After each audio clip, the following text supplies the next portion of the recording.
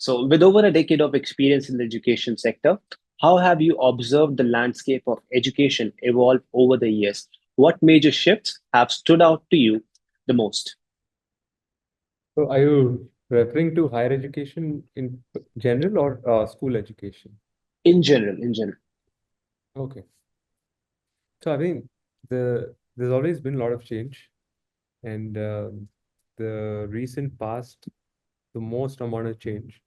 When I say recent past, last 5 years, of course, if you look at the history of the entire education system, India has been following even post-independence.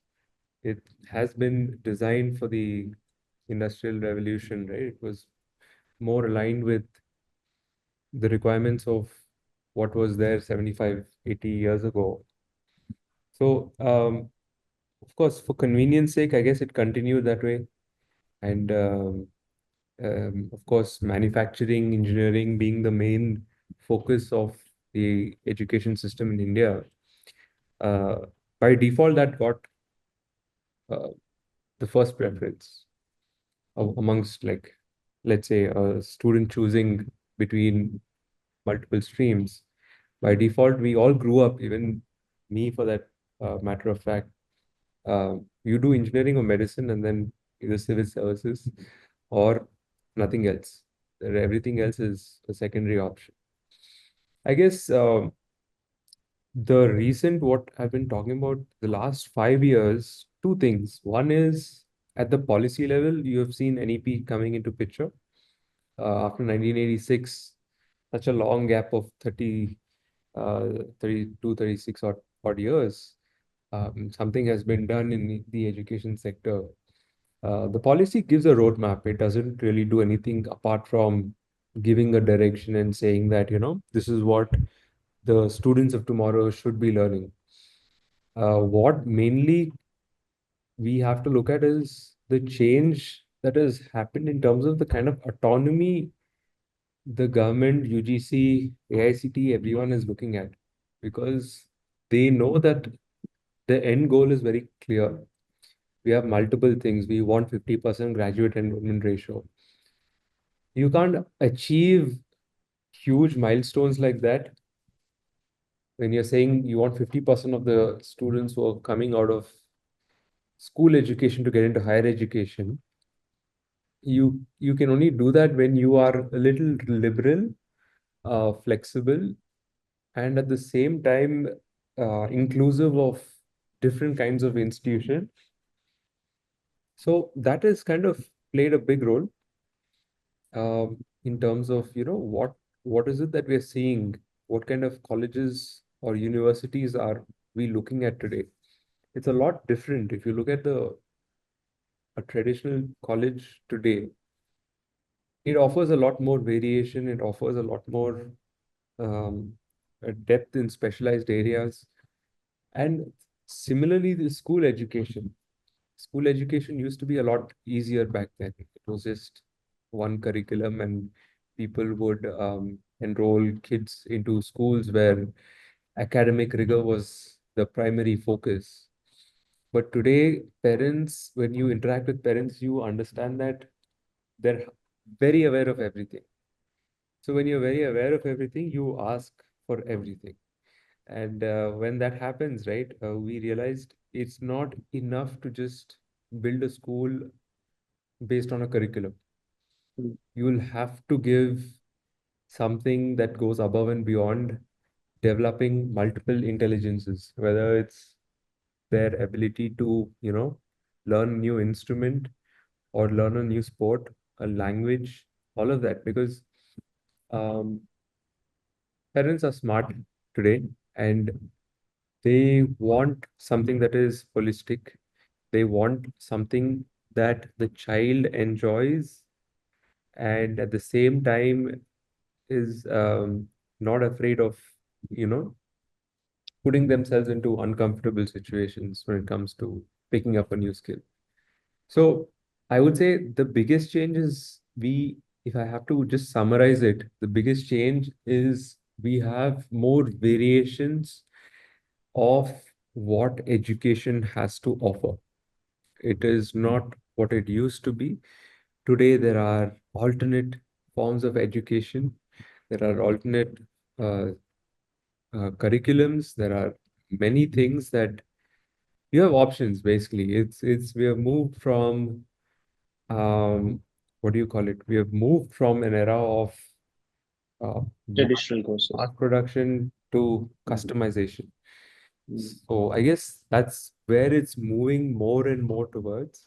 And the more personalized you make it, the more interesting somebody is towards your form of education. So I Mm. guess, yeah, that's what's happening. It's just getting more and Yeah, more customized and more personalized. interesting. That's very well said, Jitesh. We'll talk about the school now. Could you share an overview of the Shri Ram Universal School, about its history, campus presence, number of students and faculty, as well as the school's fee structure and education philosophy? Yeah, so the Shri Ram schools, if you're not aware, it's based out of Delhi mainly. It was established, the Shri Ram School was established in the late 1980s. And of course, that's more than 35 odd years. They have built a legacy of schools that is not just focused on academics, it is focused on values and inculcating a lot of things that really take children a long way in the you know uh, long run.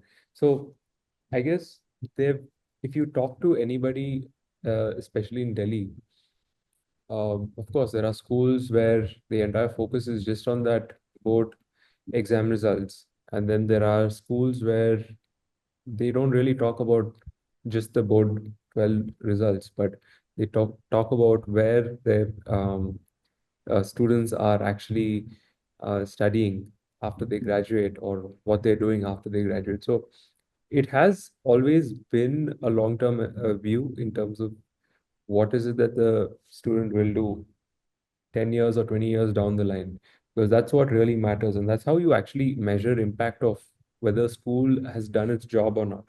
It's not that immediate measurement of just the marks and then we forget about everything else. So Sriram Schools that way, right, has been a pioneer in that. And over the last couple of decades, they've been focusing on bringing this quality to the rest of India. And that's when we decided, as a trust, to partner with them, because this is something that is very close to us, school education. I believe there's a lot of work that can be done, especially in Bangalore. Uh,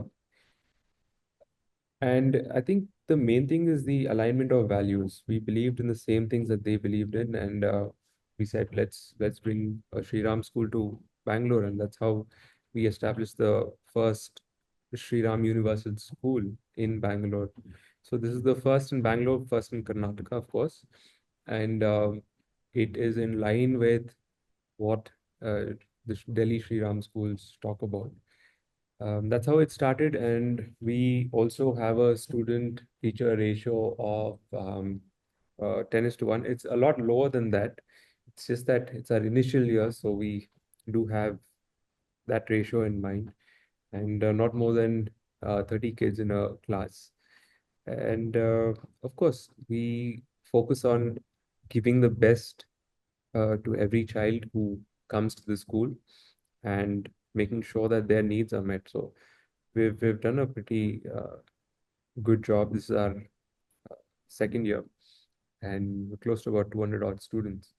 So I guess that's the whole. It's more about the belief system of what the school is going to do, more than anything else. Especially being something very new in Bangalore makes a big difference for us.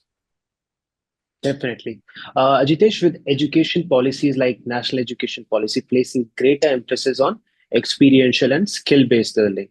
And tomorrow we're going to celebrate the 10th anniversary of World Youth Skill Day as well.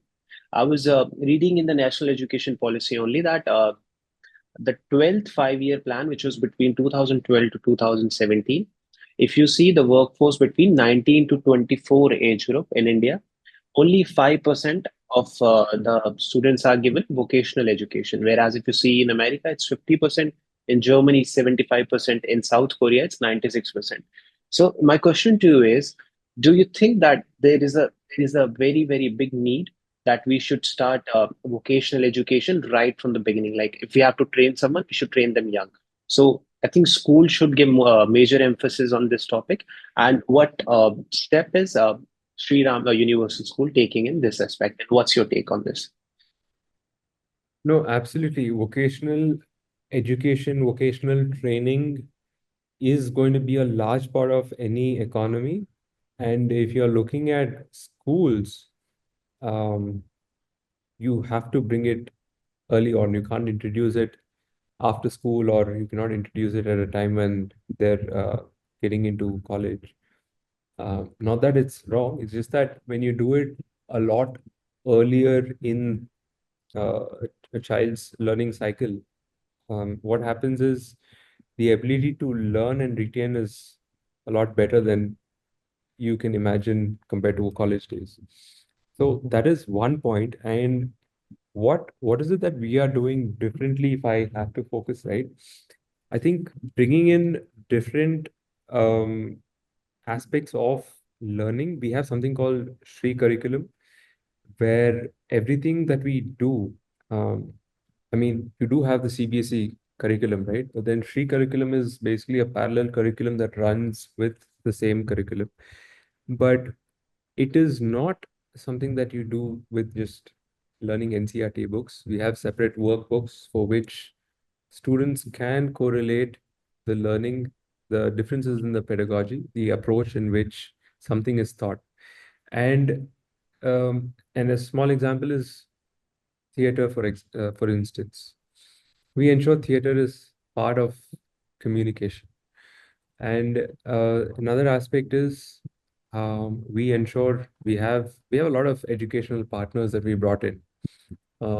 One is Furtado School of Music, and music being and again multidisciplinary approach to learning, right? We wanted to bring in music, we wanted to bring in dance, we brought in edu sports, making sure that sports is not just taught in the traditional sense, but it's taught in a way where it's fun, as well as we have some kind of a assessment system to kind of help parents understand where their child is and where they're really uh, going in the next term and following term.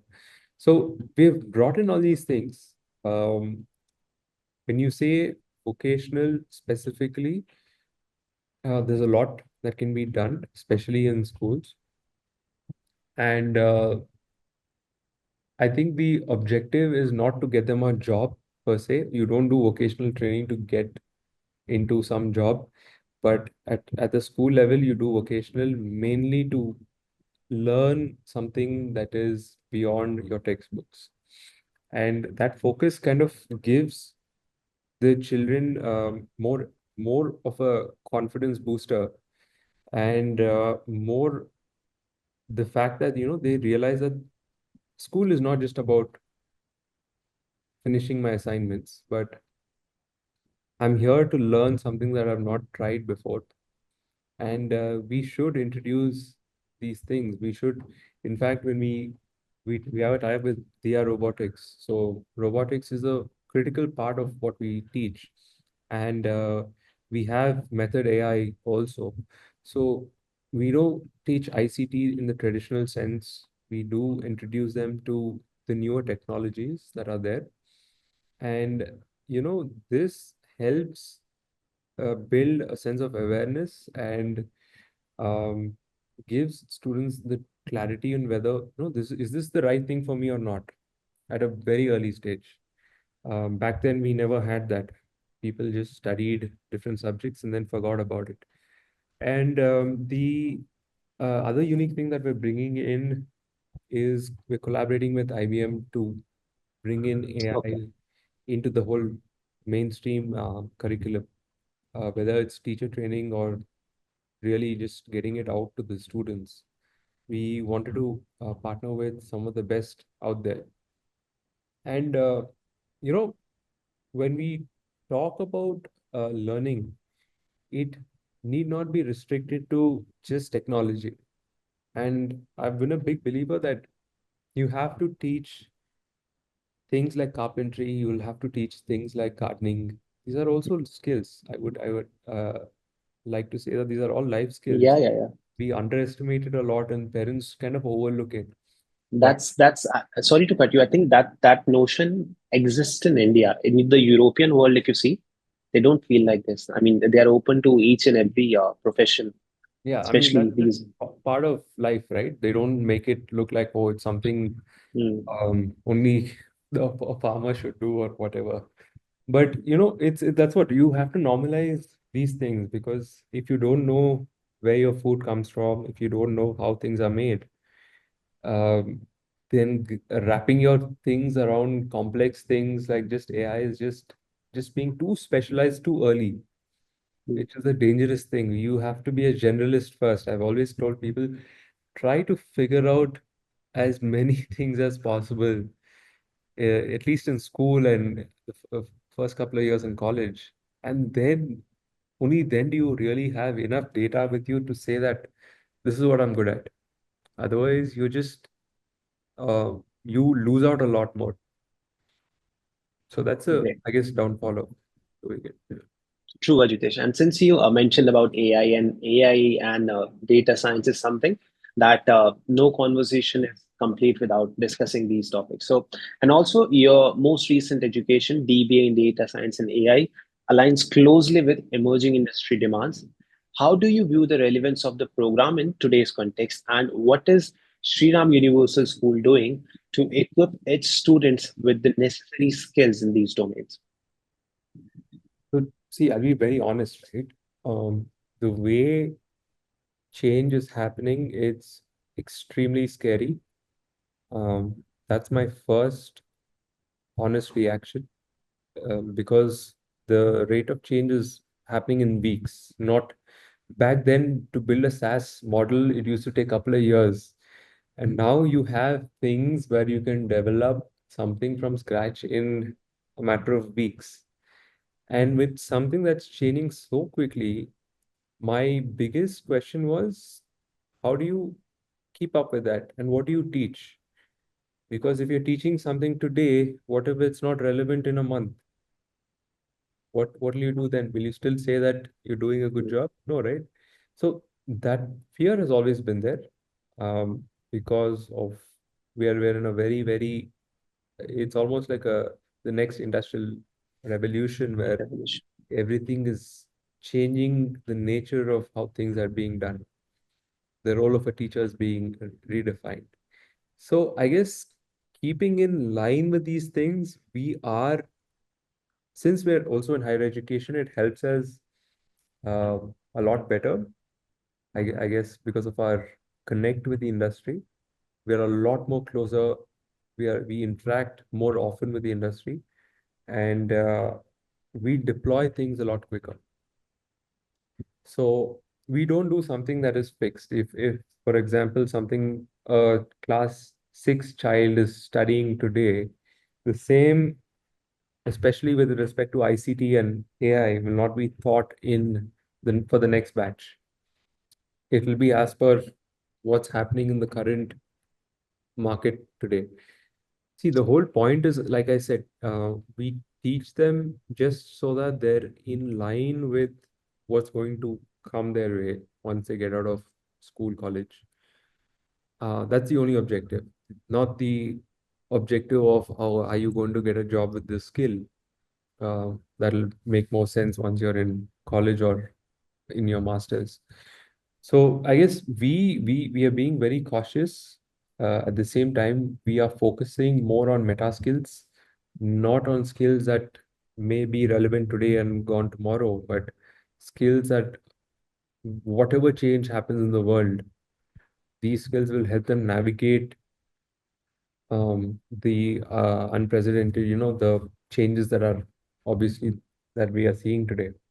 So I guess preparing um, the younger students in this direction makes a lot more sense than preparing them for particular skill sets, which may or may not have a long life. So that's kind of something that at least we can, say that we have prepared them for this change. True. Absolutely. And I think AI and technology is new for everyone. It's new for us, it's new for the faculty, it's new for the students, it's new for everyone. So, in a rapidly evolving educational ecosystem where continuous learning is essential, what qualities do you prioritize while hiring teachers at Shri Ram University School? And how do you assess their adaptability and commitment to lifelong learning? Are you talking about hiring? Because if you're talking about hiring, that's the most difficult thing. See, the thing is, right, everything looks good on paper. Hmm. I can present a very fancy CV and show it to you and you'll be impressed. But end of the day, once you interact with somebody and really understand where they're coming from and what their intentions are or how enthusiastic they are to learn, that's when you get most of the picture. And I wish there was a way to figure out who's the right fit and who isn't. I guess we would have a lot more successful organizations, but that's not so easy. But of course, we do look at people who have stayed in organizations for long terms because that shows a sense of commitment. We also look at people who have updated themselves in certain areas of learning, or whether it's even AI for that matter. Have you gone through any workshops that will help you navigate this? So right now, what's happening is teachers, at least at the teachers level, because they're not statisticians, right? They're just regular teachers who teach different subjects. We look at, are they learning new tools that will help them teach better in class or make class more exciting? And those workshops are very important because you give them basically ideas as to how can you make something interesting using a new technology, or Absolutely. making sure that your class is not, your Kannada class or your Hindi class is not just saying out uh, the different letters, but you focus on making it more interesting through, I don't know, something that's generated through AI. So it's really, it's something like Pandora's box. I guess we've opened something that we've never done before, and with the good comes the bad. And I guess we as educational institutions, schools, we have to kind of navigate and show what's good for the teachers. And yeah, I guess we look at people also who are willing to learn and not stay complacent. Thank you so much for all the candid answers, Aditesh. It was a pleasure talking to you.